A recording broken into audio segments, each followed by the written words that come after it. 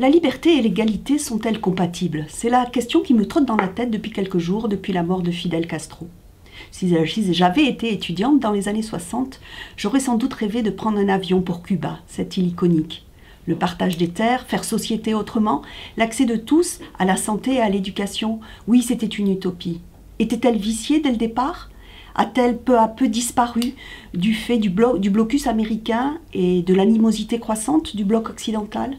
Ou était-elle déjà là parce que le leader Maximo n'était qu'un dictateur autoritaire dans l'âme? Je n'ai pas défilé pour Cuba.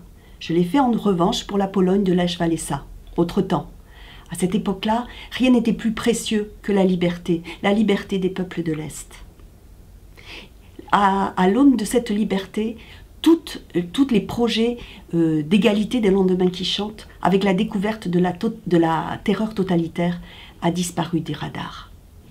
Aujourd'hui, difficile d'imaginer un autre mode de société, une autre façon d'être au monde, basée sur plus d'égalité, sans être taxé de liberticide. La liberté est étroitement liée à la liberté d'entreprendre, à la liberté de circulation des hommes et des biens, à la liberté du marché. D'ailleurs, le candidat Fillon ne s'y est pas trompé. Lui, le séguéniste gaulliste ou le gaulliste séguéniste, devenu le chantre de l'État, du moins d'État, et pour accroître la liberté d'entreprendre et la liberté de réussir.